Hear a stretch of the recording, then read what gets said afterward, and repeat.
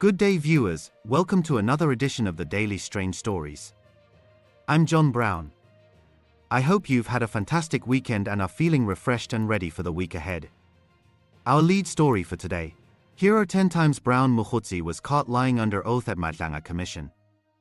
And I have an instrument called the legend building, which allows me in circumstances in executing my duties to use what you call a false life. It's part of what I do. Because I said I am an agent. In circumstances when in executing my duties, I have to lie. Now he come to the people, to the public and say, I'm a professional liar. So we cannot say, yes, we believe you, Mr. Mogotsi. We cannot do that, not now. The answer, Commissioner, to the question, because the Commission has not yet arrived at the conclusion if I'm an agent. Commissioners, yes, I lied in executing my duties. My conscience, when signing this affidavit, I took an oath in front of that particular police officer, that commissioner of oath, knowing that it's a lie in executing my duties. That's correct, Commissioner. In the world of South African politics and law enforcement, few stories have captured attention like the recent testimony of Northwest businessman Brown Mogotsi at the Madlanga Commission. This inquiry, led by retired Justice Mbuyiseli Madlanga, digs deep into claims of criminal networks, political meddling, and corruption within the country's criminal justice system. Last week, on November 18th, Mogotsi stepped forward to defend himself against serious accusations, but what unfolded was a series of moments where his statements crumbled under close examination. Here, we explore 10 specific times he was caught lying under oath, revealing a tale of bold claims, quick backtracks, and a web of unproven stories that left commissioners and observers questioning everything he said. This account draws from the Commission's proceedings, official records, and related investigations, painting a picture of a man whose words often strayed far from the facts. Brown Mogotsi, known for his ties to the African National Congress and his role as a lobbyist during President Cyril Ramaphosa's 2017 leadership campaign, presented himself as a key figure in intelligence circles. He claimed to have been recruited as a crime intelligence informant back in 1999, later rising to the position of a contact agent. This background was meant to lend weight to his explosive allegations about high-level corruption and foreign interference. The Madlanga Commission, which includes commissioners like Advocate Sandile Khumalo and Advocate Sesi Baloyi, is specifically looking into reports from KwaZulu-Natal Police Commissioner Lieutenant General Nhlanhla Mkhwanazi about political pressures on crime-fighting efforts and criminal groups infiltrating police ranks. Mogotsi faced accusations of serving as a middleman between suspended police minister Senzo Mchunu and alleged crime figure Advocate Nhlanhla, including claims that he helped arrange a 500,000 rand donation from Nhlanhla to support Mchunu's ANC presidency bid in exchange for shielding Nhlanhla from probes and securing him a profitable tender with the South African Police Service. As the testimony began, Mogotsi arrived with an air of certainty, ready to share what he described as groundbreaking revelations. However, evidence leader Advocate Matthew Chaskalson quickly challenged his narrative with documents, messages, and records that exposed inconsistencies. The commissioners, including Justice Mbuyiseli Madlanga, Advocate Sandile Khumalo, and Advocate Sesi Baloyi, methodically broke down each assertion. What emerged was not a heroic expose, but a pattern of fabrications, often dismissed by Mogotsi himself as mere hearsay, which he referred to in his own language as mabarabare. This term became a recurring theme, symbolizing the shaky foundation of his entire account.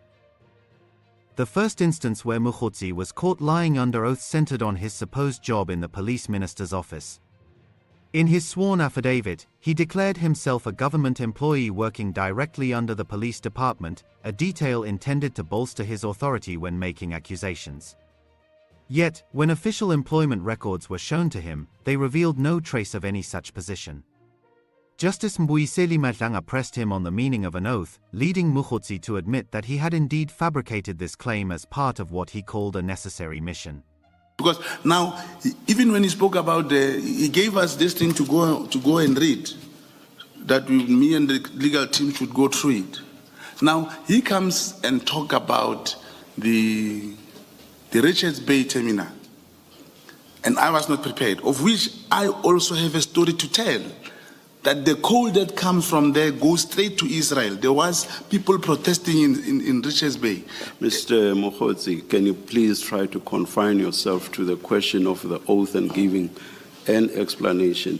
Now you appear to be attacking the role of the evidence leader. I'm not quite sure how that relates to how you value or do not value an oath, and why, as you admit, you told a lie in your affidavit, which is annexed here as Exhibit CJC 44. Can you please, I'm giving you all the leeway to explain yourself with regard to the lie that you admittedly told. But please don't veer off to a whole lot of other issues. Thank you, Commissioner. Then it means, Commissioners, we need to start at this particular point. Does the Commission believe and acknowledge that I'm an agent?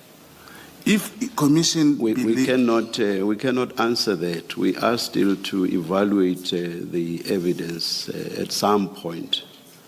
So we cannot say, yes, we believe you, Mr. Mogotsi. We cannot do that, not now.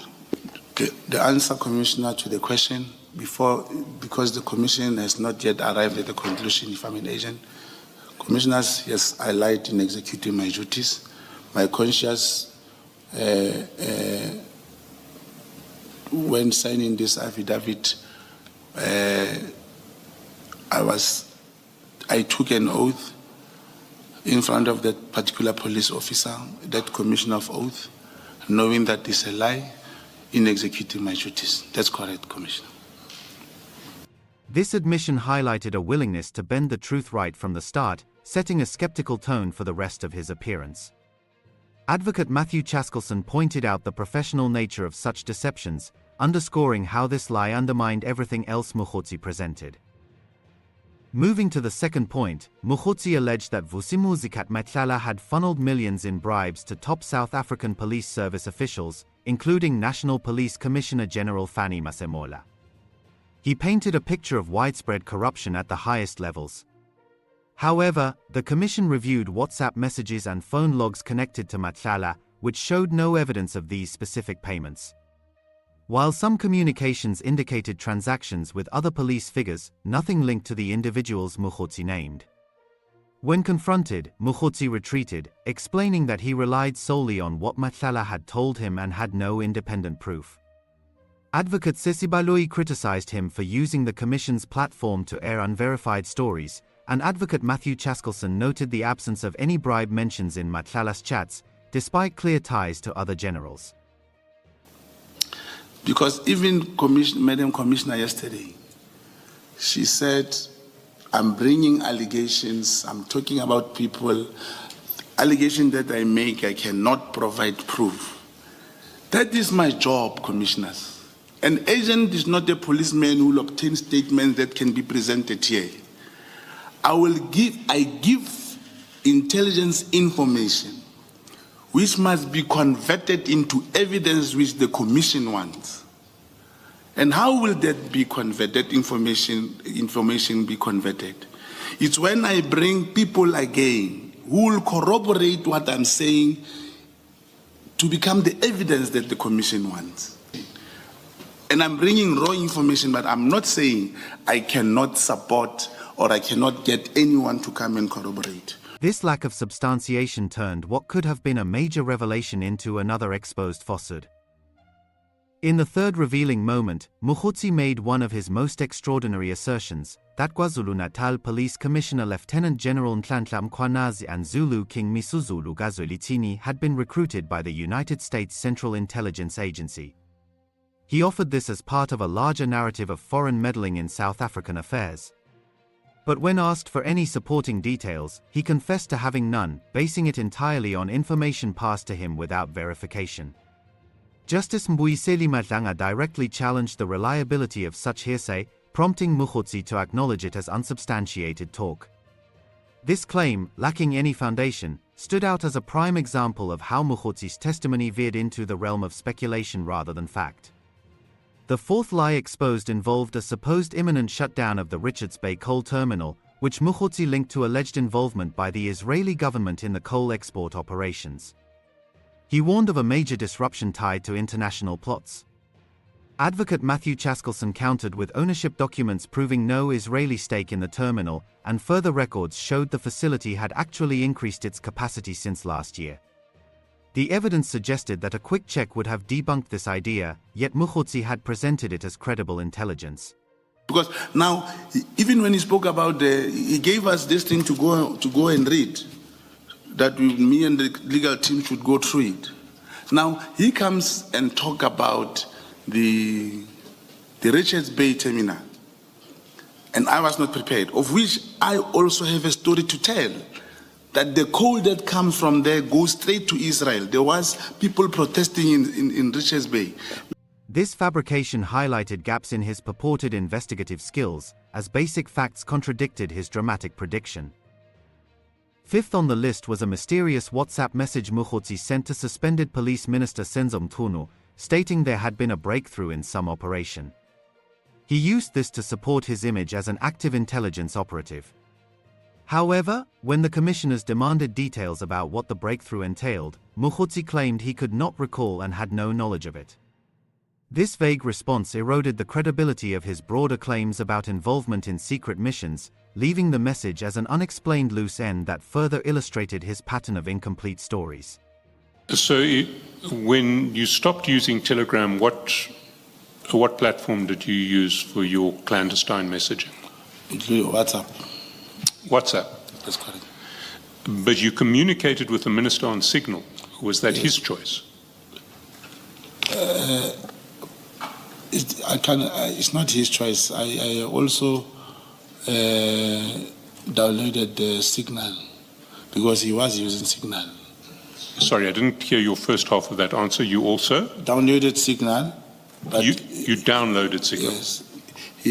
He's using Signal. He was using Signal also. Yes. Did you download it for the purpose of communicating with the minister? Not only that, then other few people also. As the scrutiny intensified, the sixth instance came when Mogotsi tried to defend his deceptions by saying lying was an essential part of his undercover role. He described it as building a legend to maintain cover, admitting he had sworn false oaths in the line of duty. I never said I'm a high priest. I said I'm a state agent, and I have an instrument called the legend building, which allows me, in circumstances in executing my duties, to use what you call a false life. It's part of what I do. And the reason I requested to speak, Commissioner, it is because even the evidence leader, I was checking how it's like he's a prosecutor. He's not playing the role of evidence leader. Because I said, I am an agent. In circumstances when in executing my duties, I have to lie. Now he come to the people, to the public and say, I'm a professional liar, knowing that I told him, if I execute my duties, I do give a certain impression to reach or to get to the bottom of what the mission wants. Justice Mbuyiseli Madlanga questioned whether the oath taken at the commission held any value for him, to which Mogotsi offered no clear response. Advocate Sesi Baloyi emphasized that legitimate intelligence work demands proper vetting, security clearances, and documented trails, none of which Mogotsi could provide. This justification only deepened doubts about his entire background, revealing it as another layer of unproven assertions. Contradictions in Mogotsi's personal history marked the seventh time he was caught. He faced questions about his education and entry into intelligence after 1994, claiming he lacked a matric certificate but possessed real-world experience instead. He asserted that his work began in Umkhonto weSizwe self-defense units in the early 1990s.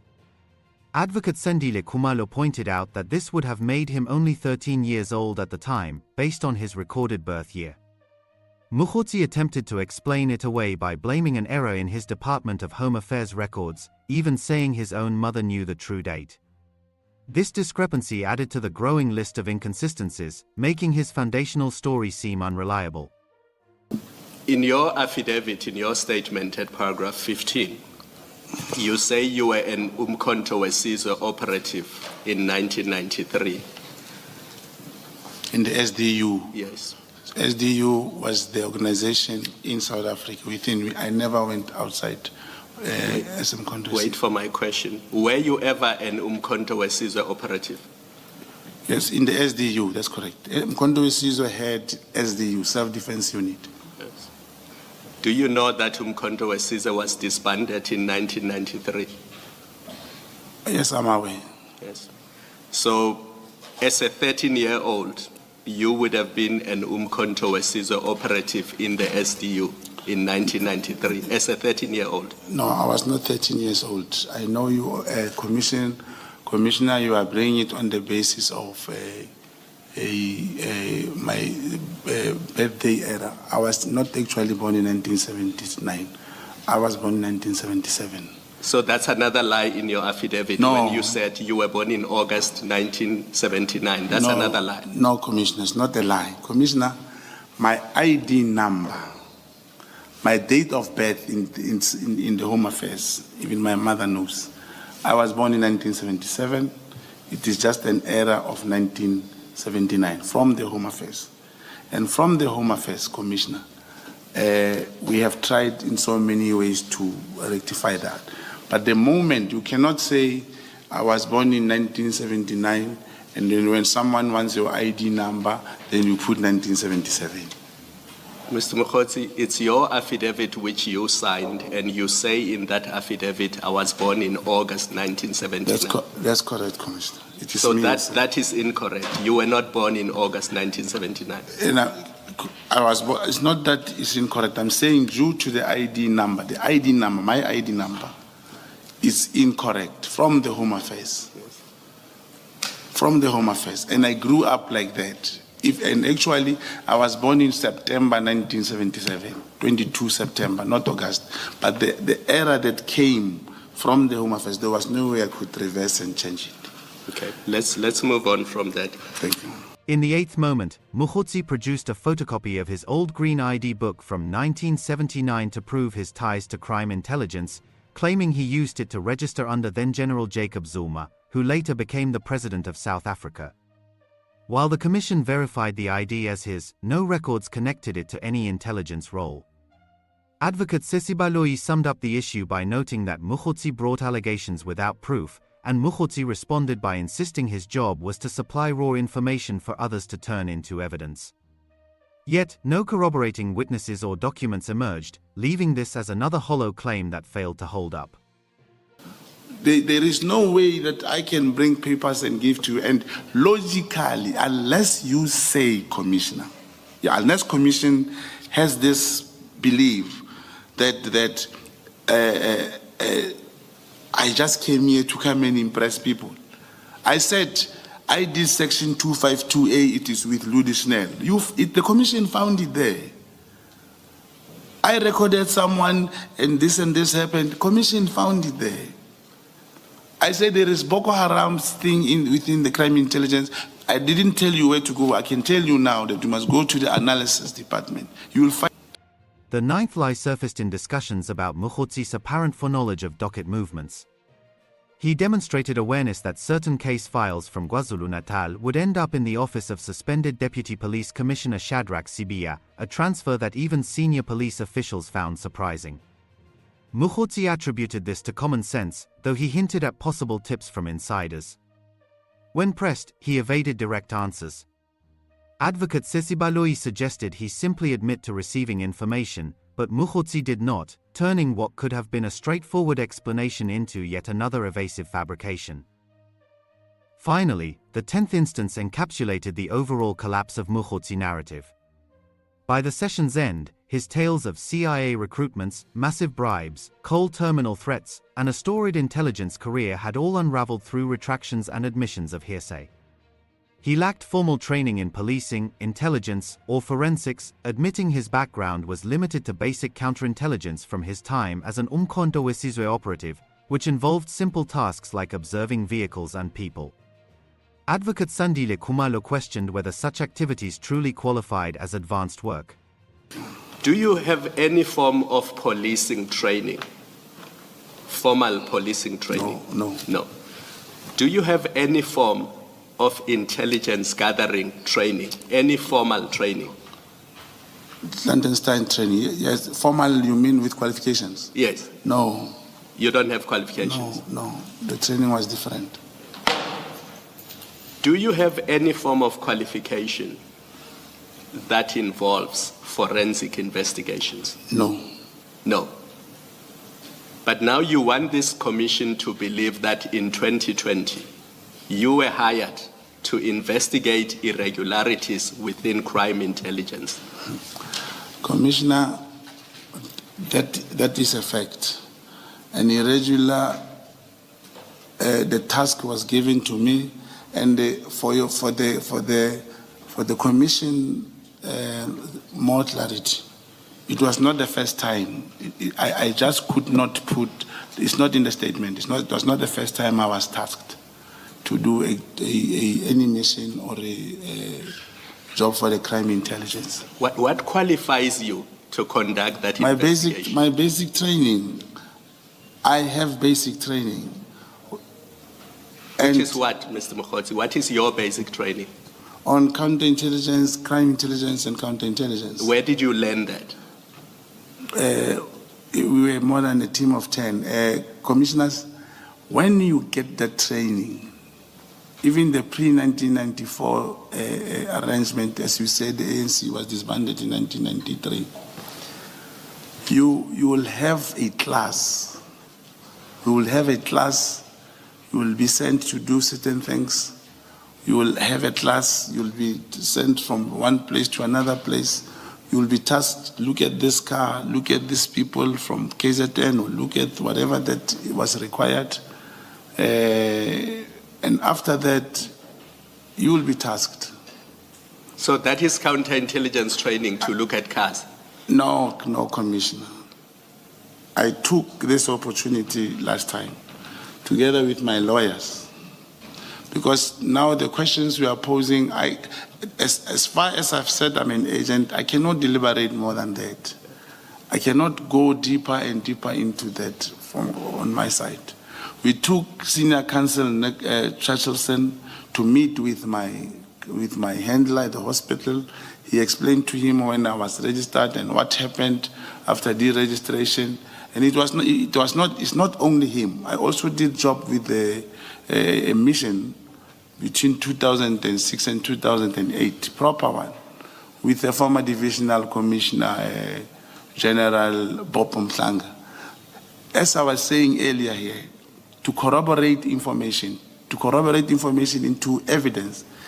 If one is allowed, I can bring those people. Let me interrupt you, Mr. Mogotsi. I said short answers. I don't want you to go to 2008. I want to give Mr. Chaskalson his time back.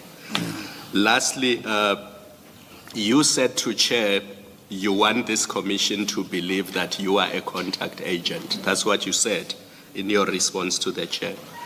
Do you accept that as we are sitting here today, you have not provided this commission with any supporting documents that confirm, wait for the question, you have not supported this commission with any supporting documents that confirm your version that you are conducting investigations as a contact agent? We have nothing in front of us. You say you were in Kenya. We don't have your flight tickets. We don't have the communication between you and the person in Kenya. You say you called him on your cell phone. You say you followed Ket Nhlanhla to Durban. We don't have your flight tickets. You did not take photos of this place you followed him to. So there's absolutely nothing before us that supports the version that you conducted any of these investigations that you are mentioning. Are you at least prepared to accept that before us as we are sitting here today, other than your statement and your say-so, there are no documents that support the version that you are a contact agent and you conducted these investigations? Yes or no? The question is very unfair, Commissioner. To say I have nothing, as I've just said to you, Commissioners, contact agent, you will never find any identity of a contact agent. You will never.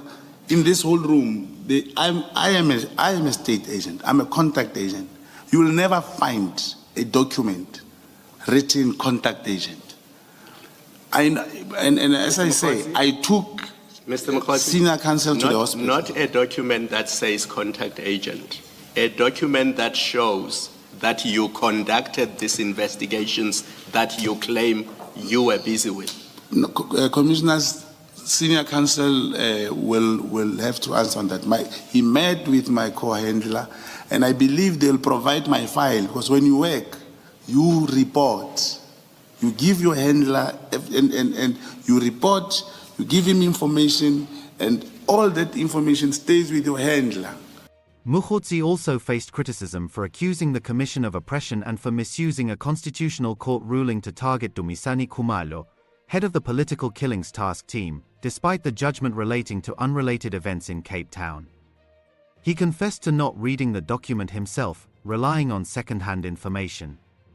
Additionally, separate police probes are underway into an alleged attack on Mogotsi in Vosloorus, where his vehicle was hit by gunfire but he emerged unscathed, adding another layer of intrigue to his already complicated story.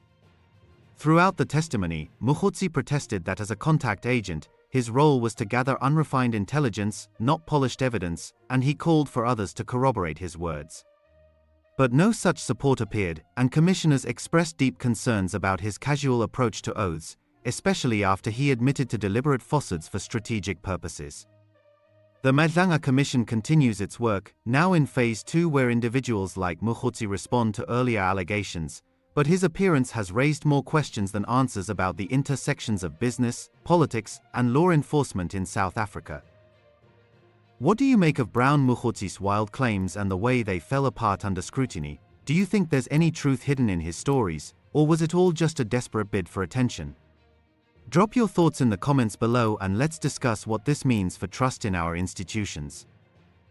Thanks for watching this news bulletin. Please share your opinion in the comments section. We would be glad to read and respond to your comments. Let's meet again tomorrow in our next strange story. Wishing you a fruitful and productive week ahead.